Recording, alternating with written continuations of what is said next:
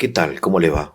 Bueno, antes que nada quería recordarles que si quieren recibir notificaciones del canal, tienen que apretar la campanita, se abre un menú y ponen todas las notificaciones. Entonces cuando hacemos un nuevo audio o video, van a recibir, en fin, la noticia. Bueno, siguiendo, ¿no? Los audios anteriores que yo hago paralelamente audios sobre literatura y también sobre teología. Este va a ser sobre literatura, seguimos leyendo a Dostoyevsky, reflexionando acerca de sus obras. Estábamos leyendo Las Memorias del Subsuelo. En una carta le escribe a una amiga: si alguien me demostrara que Cristo está fuera de la verdad y que en realidad la verdad está fuera de Cristo, entonces yo preferiría permanecer con Cristo antes que con la verdad.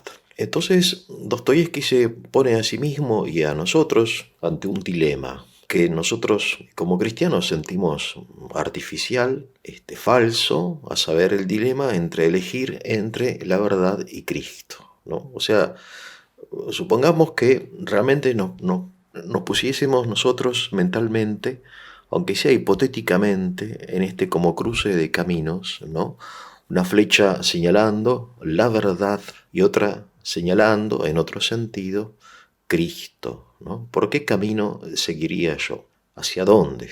¿Estoy dispuesto a renunciar a la verdad para estar con Cristo? ¿O estoy dispuesto a renunciar a Cristo para estar con la verdad? Este dilema, vuelvo a repetir, parece falso y no, bueno, la mayoría de los comentadores, sobre todo de las personas que son cristianos prácticos, practicantes, en fin, lo dejan de lado, ¿no? Es decir, consideran que no hay necesidad de tomar una de las dos estas opciones porque Jesús dijo: yo soy el camino, la verdad y la vida. Es decir, es como una trampa, quizá una provocación. Pero, por otro lado, quizá tengamos que, antes que rechazarlo como falso, intentar entender el sentido de esta afirmación, ¿no? Porque criticar es fácil, entender ya es más complicado, ¿no? Entonces, en primer lugar, vamos a situarnos un poco en la época, la segunda mitad del siglo XIX, cuando la verdad aún era un valor. Mejor dicho, era el valor, el gran valor, ¿no?, de la civilización occidental. Digo era porque ya no lo es. En aquella época los científicos, los filósofos, en fin, discutían y la discusión era habitual, debatían, había salones, sobre todo de personas adineradas, donde la gente intelectual, ¿no?, ilustrada, se reunía a discutir o a leer sus obras, sus ensayos, sus pensamientos. Había revistas, ¿no?, diarios, qué sé yo, porque había que debatir cuál de las ideas existentes era la verdadera, ¿no? Y claro, para asumirla como verdadera, uno tiene que hacer todo un trabajo, ¿no? Probarlo, demostrarlo, ¿no? Por ejemplo, el socialismo, ¿no? Los socialistas decían: esta es la verdad, ¿no? En el sentido de que es la solución verdadera a los problemas de la desigualdad existente en la sociedad, ¿no? Bueno, el positivismo, ¿no? Bueno, esta es la verdad, ¿no? O sea, conocimiento a partir de la experiencia, ¿no? El materialismo, el evolucionismo, etcétera, ¿no? O el liberalismo. De modo que la verdad tiene una forma, está constituida por como diversas cualidades, ¿no? ¿Y cuál es la forma de la verdad? Bueno, la primera forma de la verdad es que sea demostrable, ¿verdad? Es decir, que sea racional, racionalmente demostrable. Después, que sea abstracta, o sea, que sea universal, que sea aplicable a todos los particulares, que sea, o sea, científica, que sea comunicable, que sea también absoluta, o sea, que sea la verdad, y no una opinión, no un parecer, sino algo sólido, ¿no?, que sea necesaria, ¿no? En fin, estas cualidades de la verdad, sin embargo, no se aplican a la verdad de la existencia, sino a la verdad de la ciencia. Digamos que esta es la distinción que nos ayuda a entender este párrafo paradójico de Dostoyevsky, ¿no?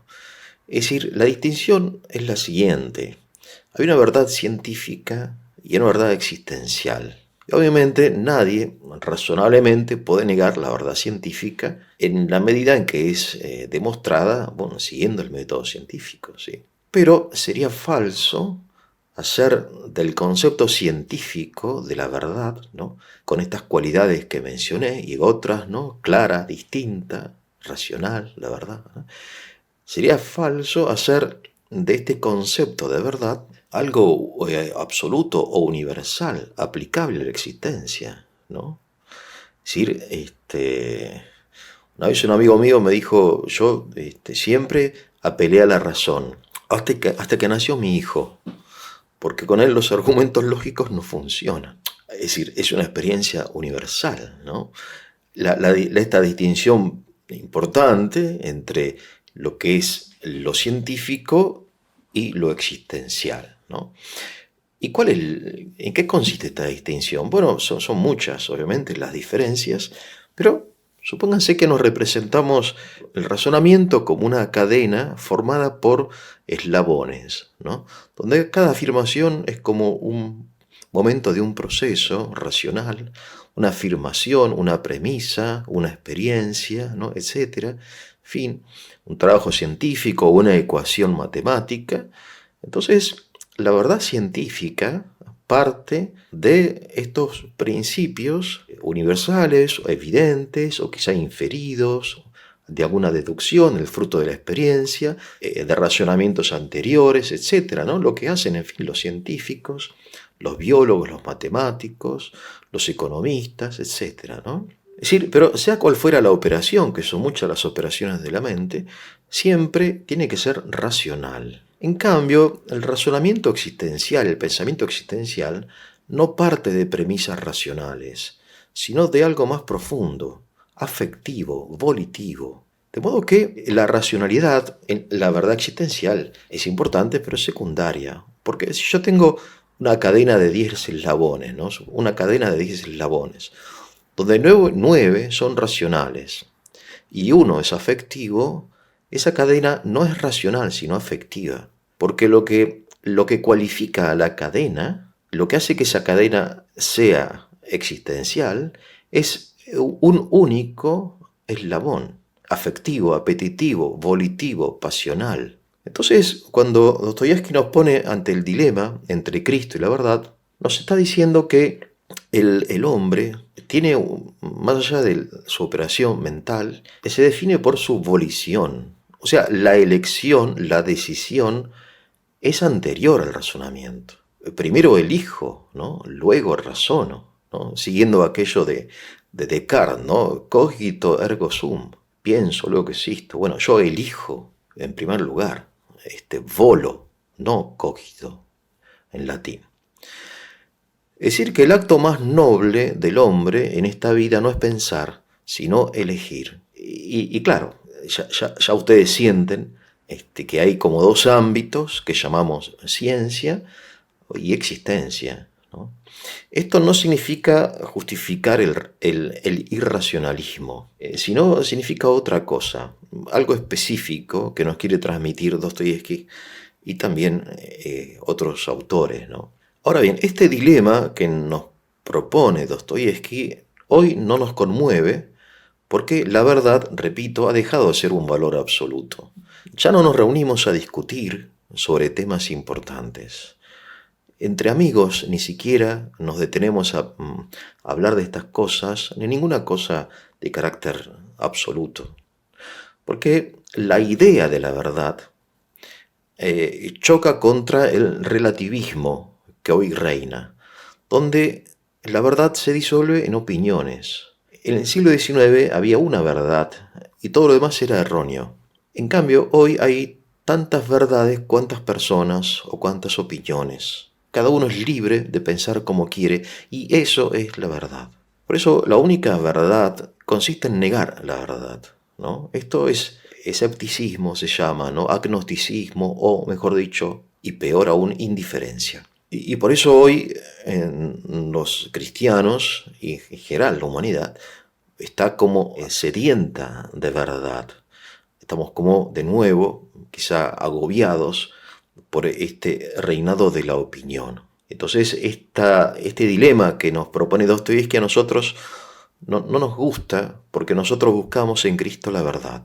Pero hace 150 años, ¿sí?, antes del trágico siglo XX, los hombres creían y esperaban que la verdad científica descubriese la respuesta y la solución de todos los problemas. Dostoyevski nos recuerda que la verdad científica es secundaria en relación a la verdad existencial, que, como les dije, tiene su origen en algo más profundo, ¿no?, que la escritura llama corazón.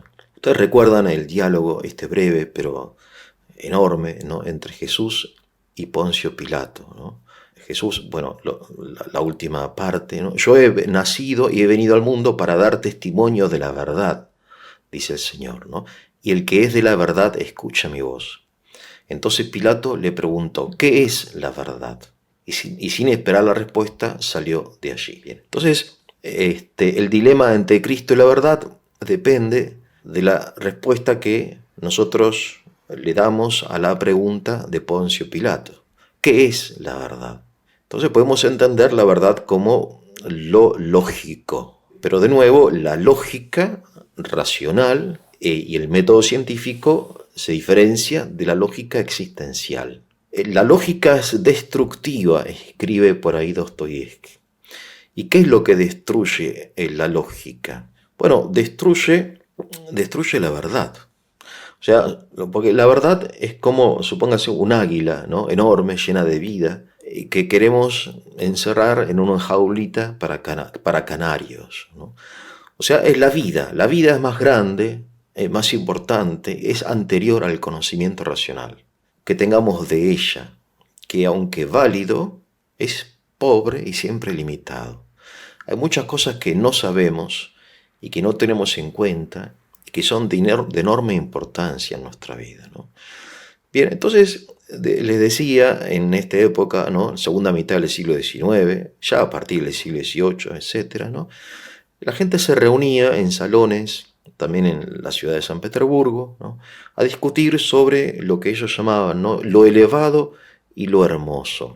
Esta es como una expresión, ¿no?, «vysokoye y prekrasne» en ruso, que define el objeto de discusión de la clase culta, de la clase ilustrada de la época, ¿no?, lo elevado y lo hermoso. Por ejemplo, la igualdad entre los hombres, los sistemas políticos, el nuevo arte, el descubrimiento de, en fin, la exploración del planeta, no sé, de los polos o de la selva en África, bueno. Entonces, pero sobre todo temas de filosofía, de religión, de política, ¿no? Entonces, supongamos que Jesús se hiciera presente en uno de estos salones, ¿no?, donde se discute, se debate acerca de esto y de aquello. Entonces, probablemente Jesús escucharía con respeto, pero quizá al final, ¿no?, cuando le tocase el turno a él de dar su opinión, él diría algo así, ¿no?, como resumiendo el contenido del Evangelio, ¿no?, de aquello bienaventurados los puros de corazón, porque verán a Dios, que lo importante es purificarse, purificar el corazón, para ver con más claridad en qué consiste, cómo se consigue aquello que llamaban lo elevado y lo hermoso. Pero bueno, no creo que le dieran mucha bolilla, como decíamos en Argentina, ¿no?, le hicieran mucho caso, porque bueno, ¿qué es esto de purificar el corazón? No, vamos a seguir discutiendo, probando. Todos tienen razón, ¿no?, y todos, en fin, cada uno cree tener la razón. O sea, Jesús no entraría en una discusión de ese tipo, porque la lógica es destructiva en manos de personas que no han purificado su corazón y que no han hecho en su vida una opción fundamental por el amor, una opción existencial, ¿no? Porque la razón es un instrumento del corazón y la visión es resultado de la pureza. Esta es la visión, la idea que Dostoyevski busca transmitir una y otra vez, cada vez con más fuerza, ¿no?, en sus escritos, ¿no?, que obviamente, como ustedes saben, fracasó, ¿no?, porque lo que triunfó, al menos en términos políticos, fue otra cosa, pero sigue siendo actual, absolutamente actual. Lo vemos todos los días, lo leemos cada día en los diarios, ¿no?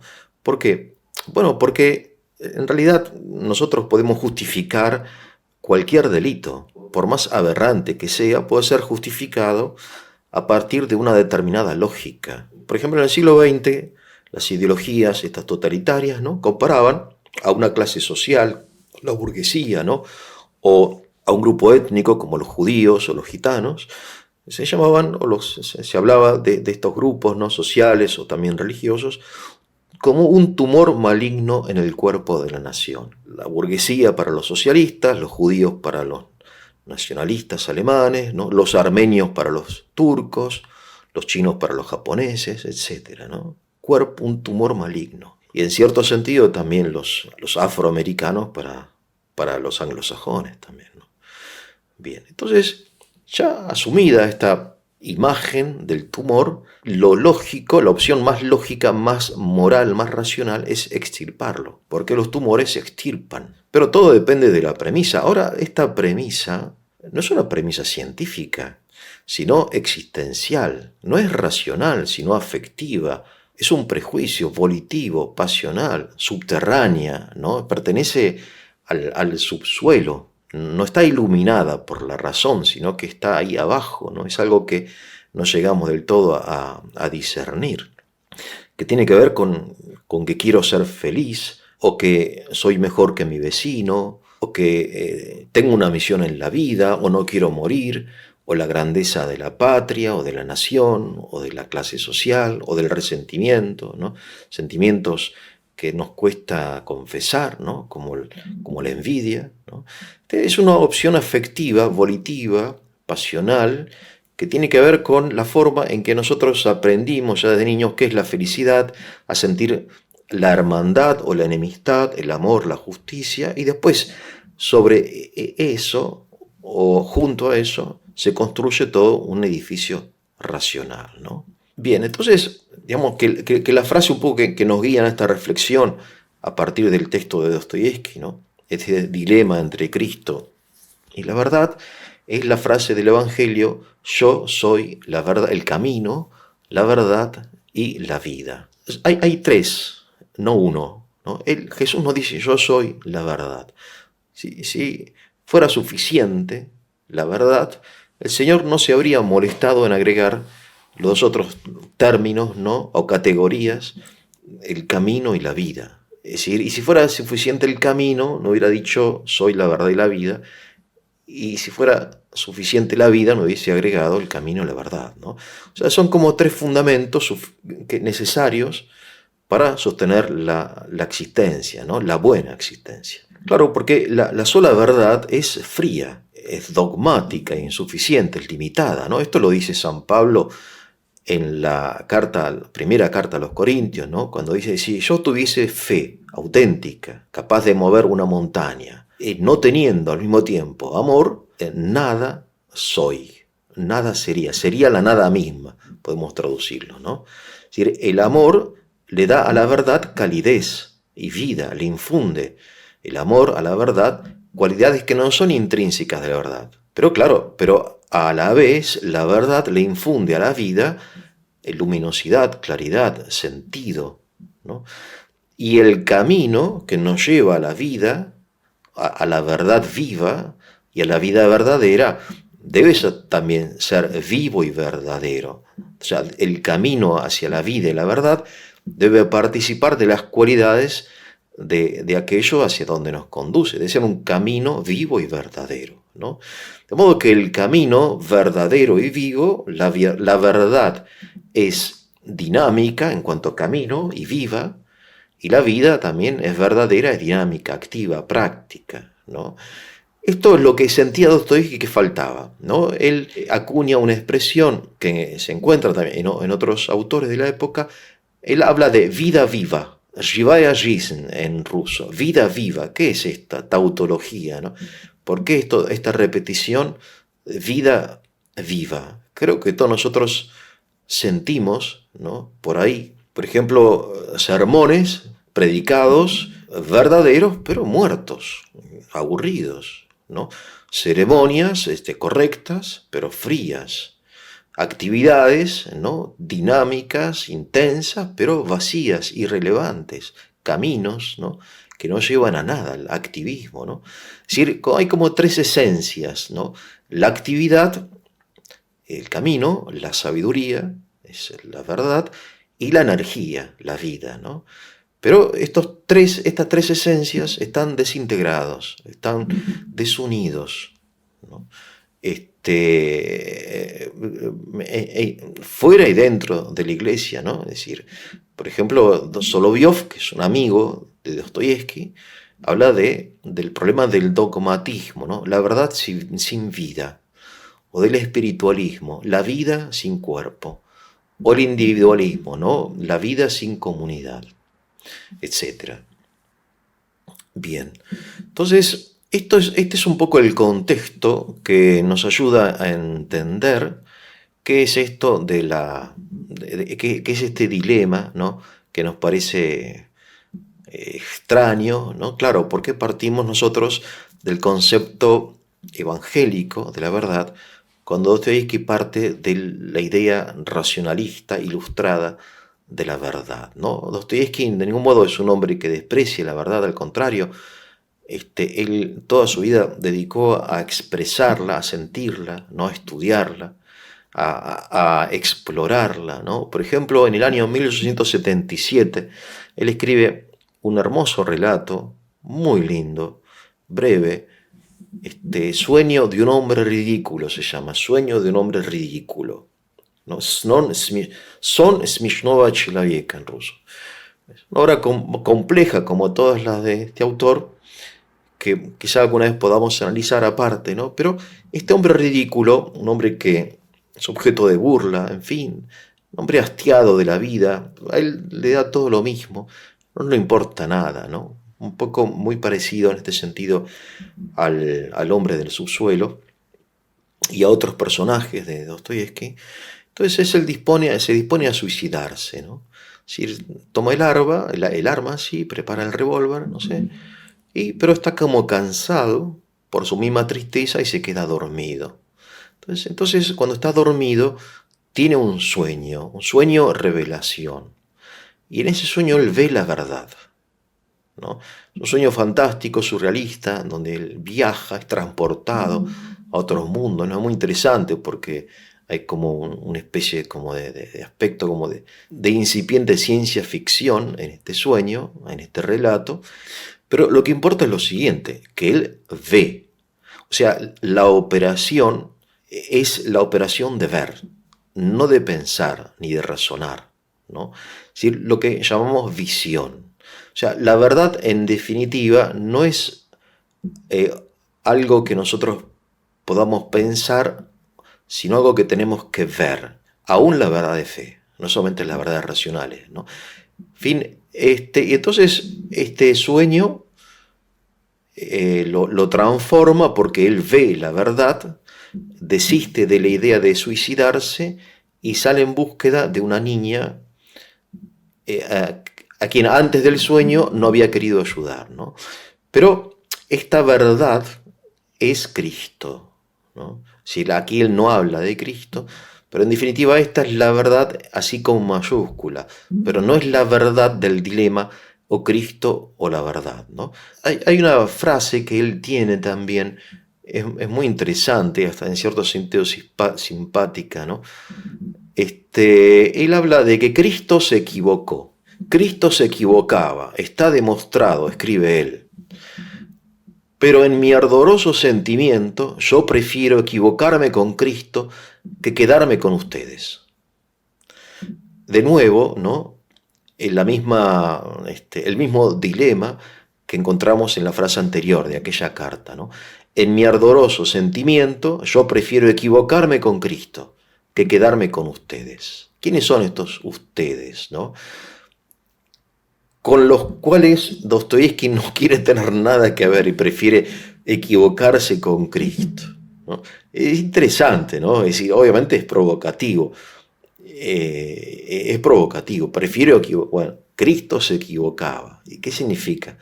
¿Cómo se puede equivocar Cristo? Claro, bueno, volvamos, ¿no? Es decir, el método científico en el siglo XIX se apropia de la verdad, de toda verdad, no distingue entre la ciencia, la existencia, ¿no?, entre las diversas dimensiones de la vida, sino que hay una sola verdad, la científica.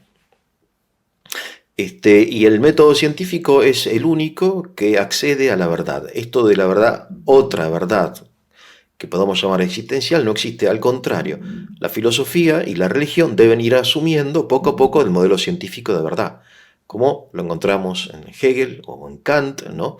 Aquel libro de Kant, por ejemplo, la verdad dentro de los límites de la razón, etc. En fin, todo esto, ¿no? Entonces se llama racionalismo.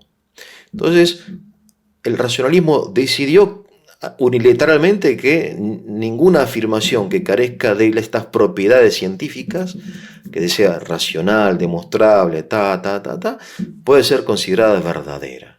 Entonces, a Dostoyevsky no le importa la armonía entre la fe y la ciencia, cosa que a nosotros sí nos importa, ¿no? Que insistimos en la fe y la razón como lejanos discípulos de Santo Tomás de Aquino. Eso no le importa. Él se libera de esta necesidad de armonizar con una ciencia que, en definitiva, sabe poco y nada de la vida, ¿no? Él redobla la apuesta, dice, la verdad a mí no me importa. A mí lo que me importa es Cristo, aunque se equivoque. Entonces leo de nuevo, Cristo se equivocaba, está demostrado. Pero en mi ardoroso sentimiento yo prefiero equivocarme con Cristo que quedarme con ustedes, ¿no? Ustedes, ¿no?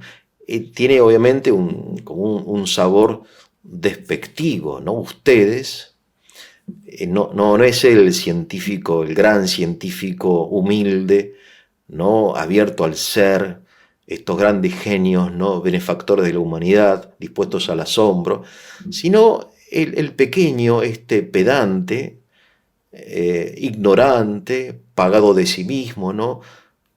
Lo que podemos llamar el medio pelo o el semi-ilustrado, que es como producto del sistema educativo enciclopédico que hombres que creen saber, ¿no? Saben un poco de todo, pero no saben nada con profundidad, ¿no? Entonces, esta pedantería, ¿no? Del semi-ilustrado, esta es la verdad que, según entiendo yo humildemente, ¿no? Hace referencia Dostoyevsky, que lo encontramos también en el Evangelio, ¿no? El Evangelio de San Lucas, hay un texto, ¿no? Dice el Señor, ¿no?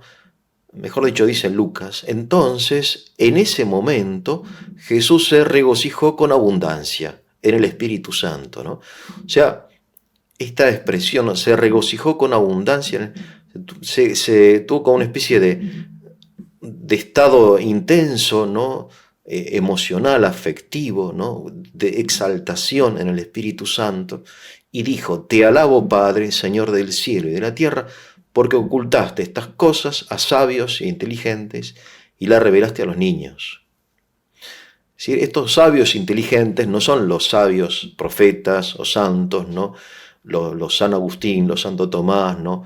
Estos hombres sabios que son la corona de la iglesia, sino estos sabiondos, ¿no? Es los sabiondos, no los sabios. O sea que Dios no solamente revela, sino que oculta, esconde su verdad a los pedantes, a los agrandados, ¿no? A los sabiondos, sean o no creyentes, ¿no? Porque los creyentes también somos muy pedantes muchas veces, ¿no? O sea, la pedantería es un defecto muy arraigado en todos, creyentes, no creyentes, ¿no? Es algo universal, ¿no? Es decir, al final de la novela Crimen y Castigo, y con esto termino, el héroe Raskolnikov, ¿no? Que es un delincuente que está en Siberia purgando su pena de asesinato, ¿no? Tiene una pesadilla, está en las últimas páginas de Crimen y Castigo, ¿no? Él ve el apocalipsis, una especie de epidemia mundial, una pandemia, ¿no? ¿Y qué dice? Leo, es interesante porque es hoy.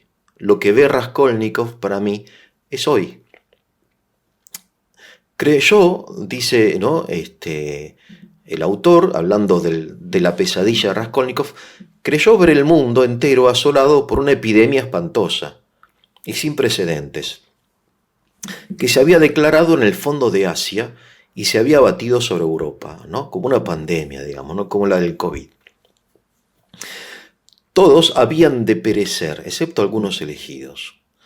Parásitos microscópicos de una especie desconocida se introducían en el organismo humano, ¿no? Interesante, ¿no? Muy similar a lo que vivimos hace poco. Pero estos corpúsculos eran espíritus dotados de inteligencia y de voluntad. O sea, eran parásitos, en fin, eso. Casi como también como espirituales, ¿no? Entonces las personas afectadas perdían la razón al punto. Se volvían locas, ¿no? Sin embargo, cosa extraña, jamás los hombres se habían creído tan inteligentes, tan seguros de estar en posesión de la verdad. Nunca habían demostrado tal confianza en la infalibilidad de sus juicios, de su teoría científica, de sus principios morales. Aldeas, ciudades, naciones enteras se contaminaban y perdían el juicio. De todo se apoderaba una mortal desazón y todos se sentían incapaces de comprenderse uno a otro, ¿no?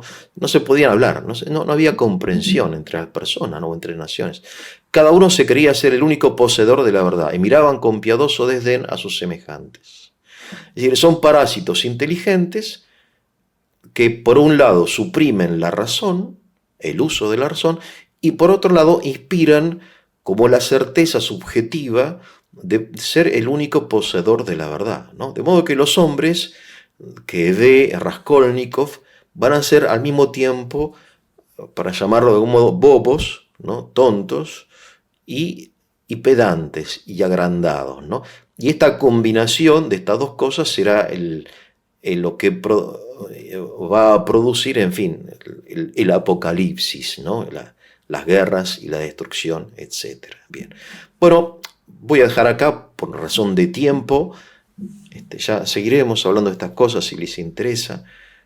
Si fue de su utilidad, les voy a pedir que le pongan el like, se suscriban, compartan y también, si quieren recibir notificaciones, toquen la campanita y en el menú que se abre, todas. Bueno, que tengan un muy, pero muy buen día.